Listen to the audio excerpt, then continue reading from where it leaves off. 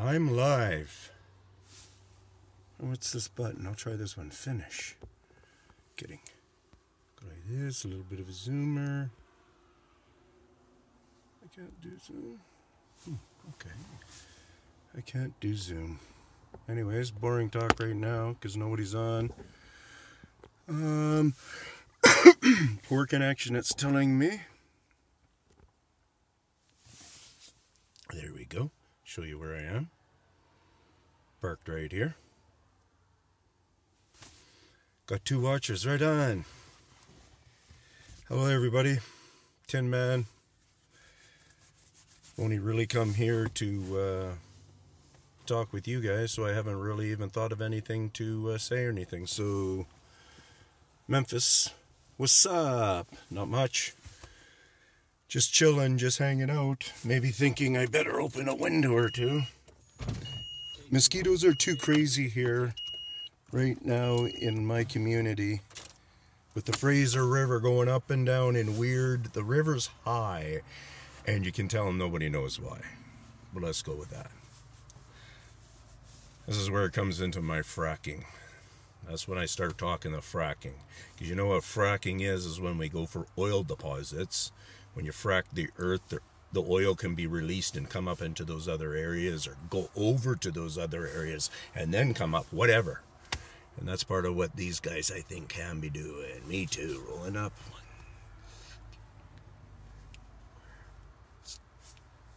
Yeah, okay. What's that? Secret skeeters? I don't know what a skeeter is. Oh, okay.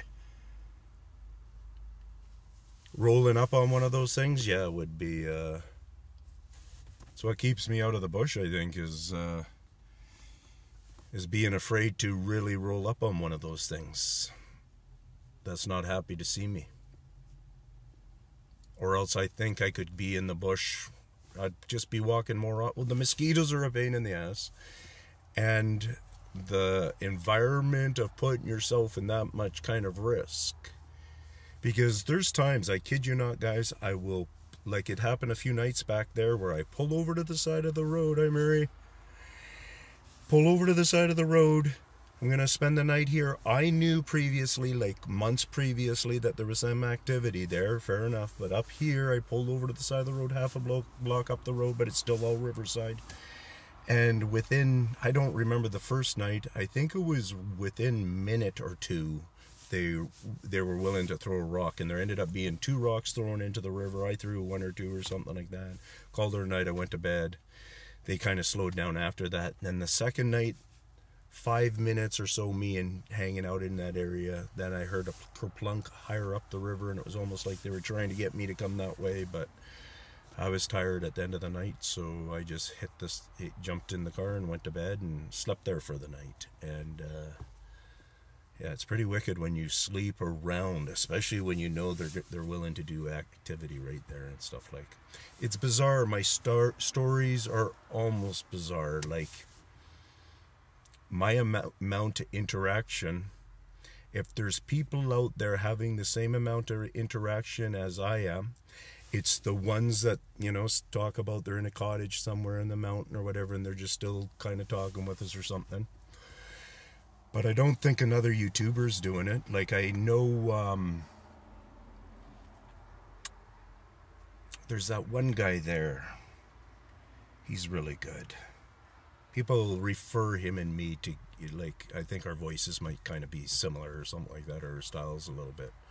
But anyway, Colorado, I think he's, because he's out there a lot, so he comes across them and understands them different than I do. He goes looking for them. I pull over here and I go, yeah, there's a good spot. You know, so there's a little bit different in our work. I went to the new area today and they're here. Close to me, which for a new area was cool. Nice. Yeah, for sure. Any of the areas, they're there. Like, they have to do with the forest. I know that. Here, I got my clipboard here.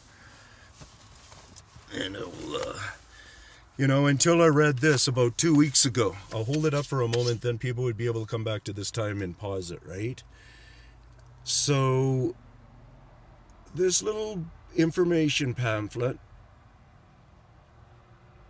Hopefully that's making sense what I'm doing. I'll go like this and then I'll scroll it.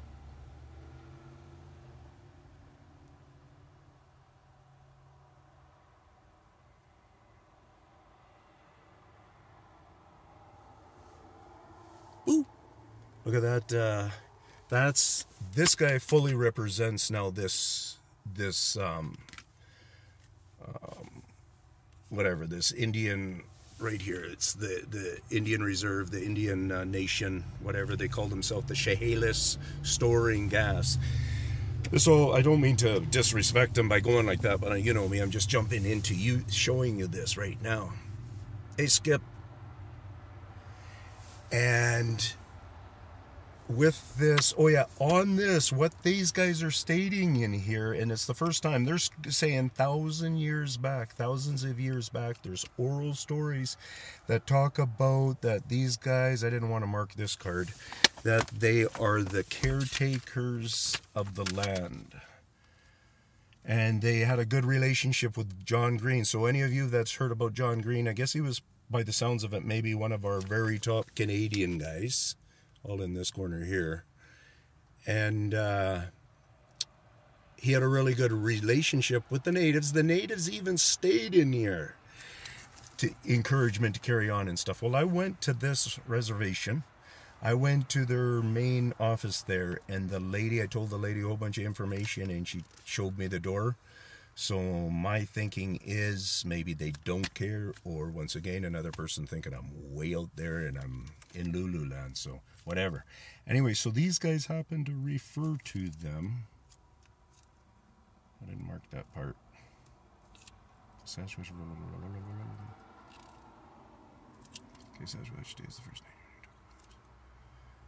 I don't know. Anyways, they call them basically the caretakers of the forest. I don't know how much more information they have in these oral stories, but just them saying that they have that information from many long time ago, and now I talk to them and stuff, and all they do is they say they have a spiritual connection. So in all honesty, if a person really is just connecting with a spiritual connection, and they're not connecting at all with the marking of a language, it's really easy to know that they're not. Because that's where I get all my information, is the marking of the language like this.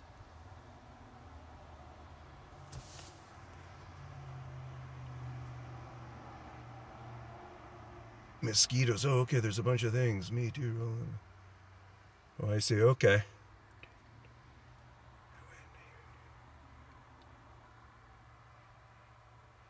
Cool. But anyway, so yeah, whatever. I ended up getting turned away. Somebody asked me a question. Somebody asked me something interesting. What type of vocals are you hearing out there? I'm not hearing so much what a lot of people claim, and they almost sound like they really are, them almost trying to do a communication, like a speaking and stuff like that. Pretty much all the vocalizations, other than the ones that sometimes I can tell are coming from more like in the throat.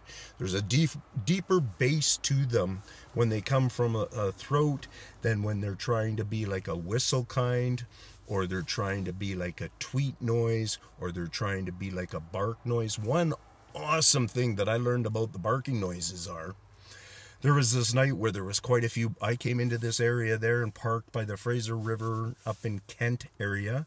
Really awesome, beautiful spot. I park away there, and there are all of a sudden a lot of kind of coyote-ish and dog barking and stuff. And they don't intermix. They are not into intermixing those two breeds. And most dogs, even in the farm areas, go to bed at night and stuff. They know better. Anyways, listen to it for quite a while. You examine it, you think about it, so on and so forth. Well, in the morning, this big dog, like, a big dog, 120 pounds sort of big dog, came up to the dike right there. So he was right there, and he's hoofing at me.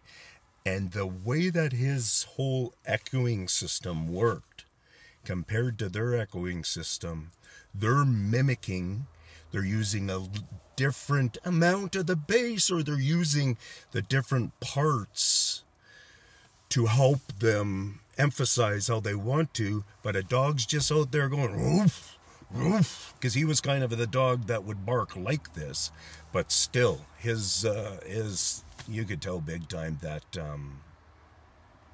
so that's what you do. You look for different signs in how you see somebody trying to fool you. You know, if you came outside your driveway, outside on the road there, and you come to pull out and there's a rock out on your road, question that 100%, man. They're all up, especially if you become a person that they know that you're looking.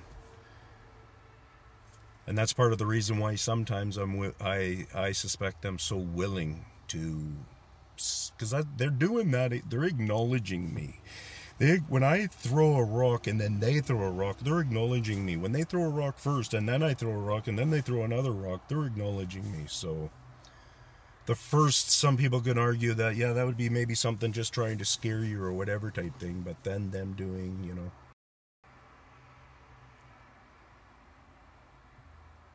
Yeah, have you heard my video, Memphis, of where he's stalking, where there's one stalking me? I can't remember the title of it right now, but it'll be on my most viewed, you know, within the first 10 or something like that. But he's and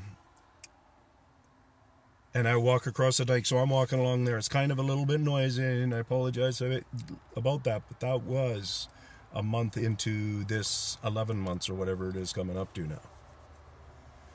Hey Skibo, how's it going? And mud nuts.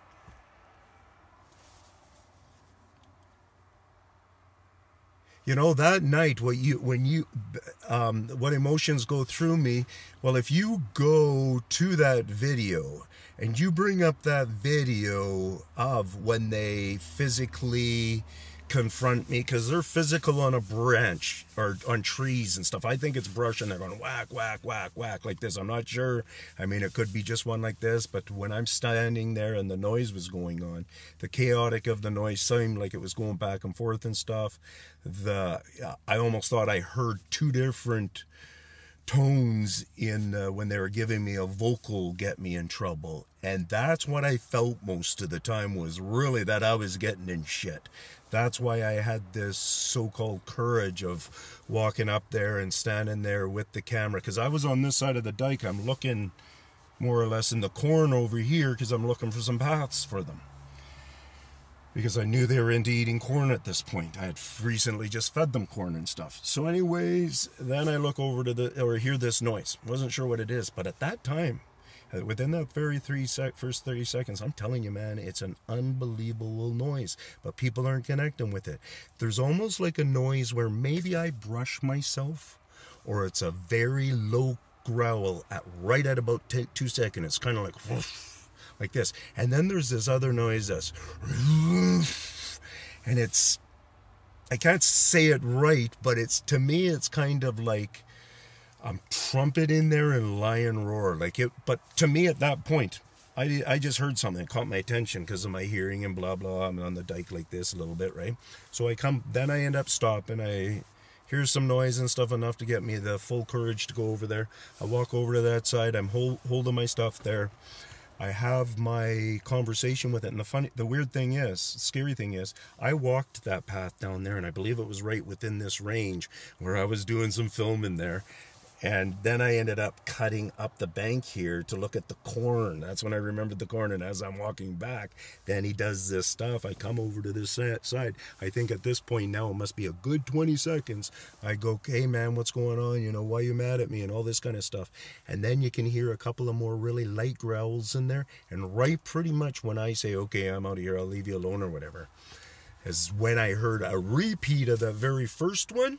Scared the shit out of me. Then when I heard it, then I realized, holy cow, if I would have heard it at the beginning, because the beginning one almost is louder to me when I listen to it, but in person, the noise way I heard it, I defined that one, and that kind of really told me that their tone was at the point of leave now or I'm coming after you, like I'm fed up of warning you sort of thing. And you know, it was one of those things. So funny thing is, I did still walk down there 10, whatever it was, you know, just so many meters or something, and then stopped and tried challenging them a little bit again, just to see if they were following me in a way too, to see if they'll go pop out a little bit of a peep, just because, you know, and then that tells me something, right? So it's quite the head game. And yeah, that one hasn't happened again since, and I don't know how I'll feel again next time, that's for sure. Skibo.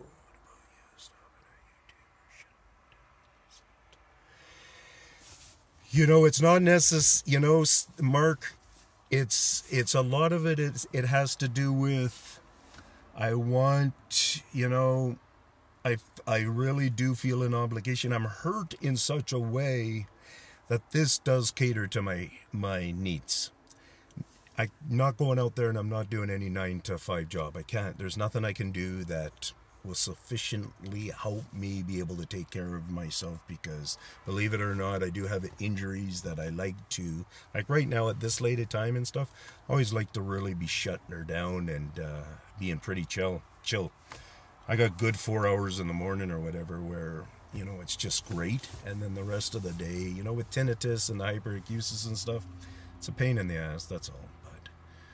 But and then when I get worked up and I'm excited and I got 5-6 people watching me and involved, you know, and I get excited, but I know how to bring myself down. But it's kind of weird to be telling people I gotta chill myself out unless they know me really well. I mean, my kids are going, "Hey Dad," like this or whatever, and I go, "Oh, thanks," and I kind of get my breath, slow myself down and go back into the story or whatever, because that's all my life is just these stories. I mean, I got other stories to tell and I'll carry other conversation, but there's so much going on. So the huge thing I want to say is, because of this information of these guys, I now do believe that these guys have been here for a long time, maybe since the beginning. Maybe that was their primary job, to take care of the trees.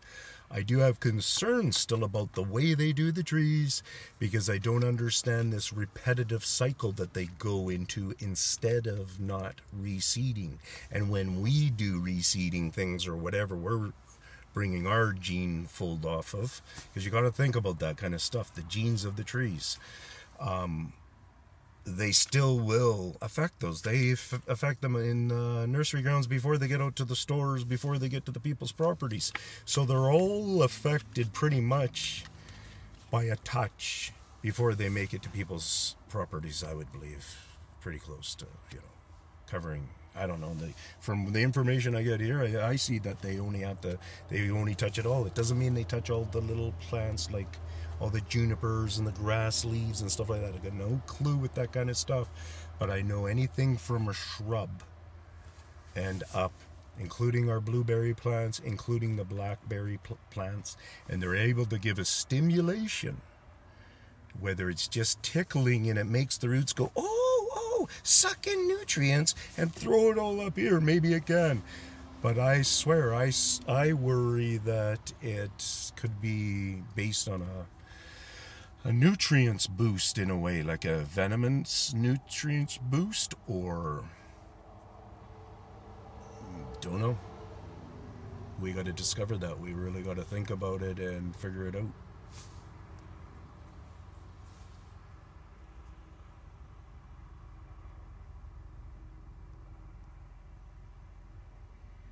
Oh, I see what you're saying. Yeah, I know, but remember, we're still trying to fix. They will have, I assume they're going to have a different system. Well, maybe it'll be completely the same. But I hear what you're saying, but different capabilities for sure. Just like certain humans are different, able to do certain things with stuff, maybe them as a fold can.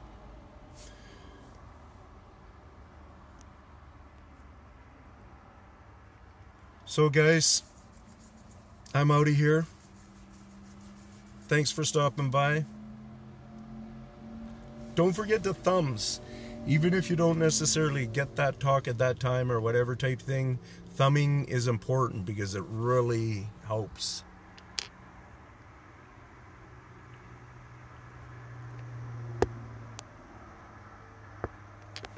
What do you mean random checks on BBB? Bye, Mary.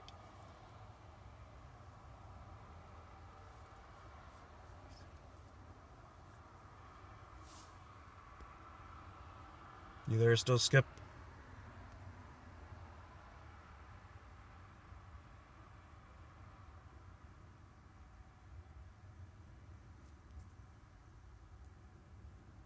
Okay, peace out, everybody.